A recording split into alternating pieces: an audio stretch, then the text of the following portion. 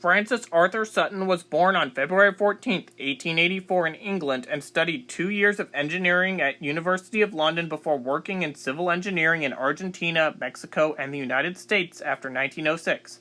He received a commission in the Royal Engineers during the First World War, where he was sent to Alexandria and then to Gallipoli, where he brought his golf clubs with him ashore during the landing in April.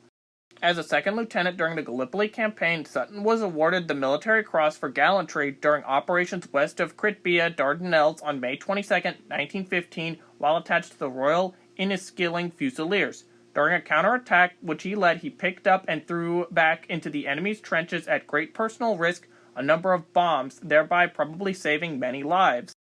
He threw back 6 bombs, and the 7th one exploded in his hand, where he got the nickname One Arm from. Right after losing his arm, one of his men was fighting against an Ottoman soldier in a shell hole that Sutton was in. There, Sutton found a Gurkha kukri knife and stabbed the Turk who was beating the British soldier to death with a rock, and Sutton killed the Turk, saving his soldier's life. He continued to serve with the Royal Engineers until the armistice, where he had tested trench mortars in France and would then go on to the United States in 1918 to meet several artillery officers and eventually go into the mining business to try to make some cash, and he rose to the rank of captain. Post-war, Sutton built railroads in Mexico and Argentina, and also mined for gold in Siberia and Korea, where he made and lost a fortune twice because although he had worked in White Army territory, everyone around him was kinda Bolshevik-y. The Reds took his gold, and Sutton was then told to fix the guns on their Navy boats in northern China, which he did with the intention of getting his gold back, and he eventually did get $750,000 worth back, and did some business deals which made everybody happy. However, this would not be enough for the one-armed adventurer, as China was exploding into its warlord state.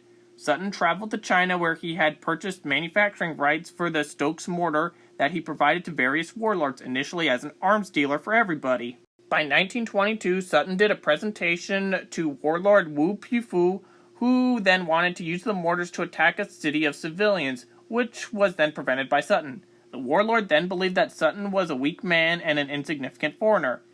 Things weren't helped by the fact that Sutton's Chinese interpreter had doubled Sutton's price for the guns so that he could keep the other half. Therefore, the business deal didn't go through, as Wu Pifu kept wanting to massacre civilians. Sutton then went to Chongqing, where he attended a banquet by Sun Yat-sen and was considered an honored guest due to his weapons manufacturing abilities.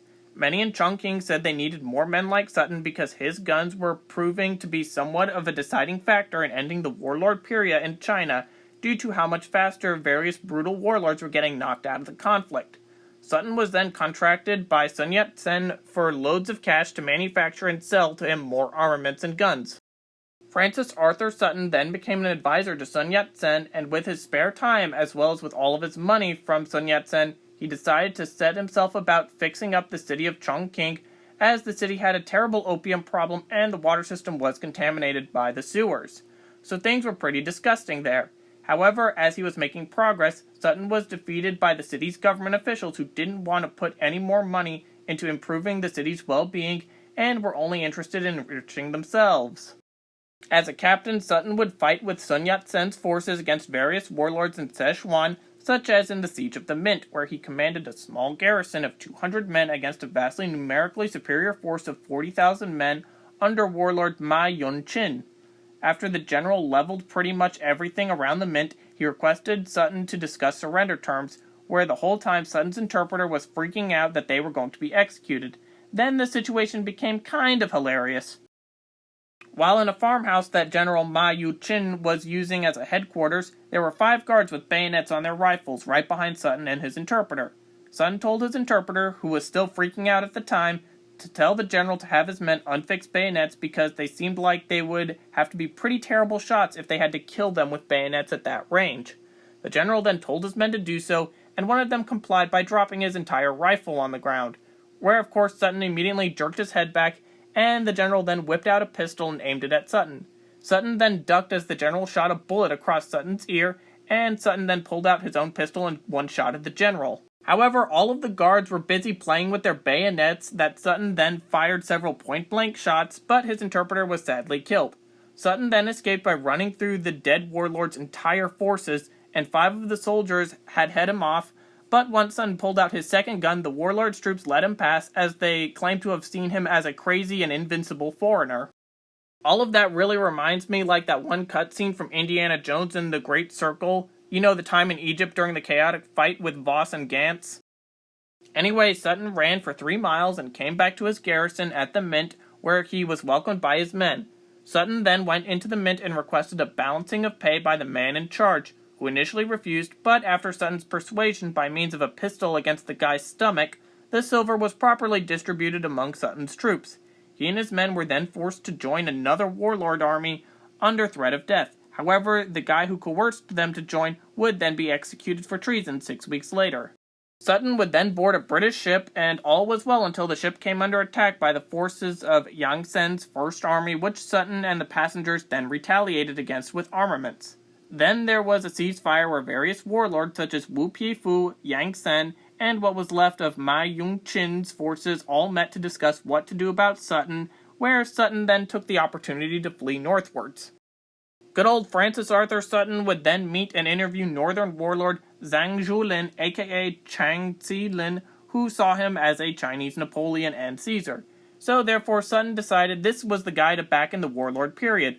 He then became Chang's chief of staff and director of munitions for the next 5 years until 1927.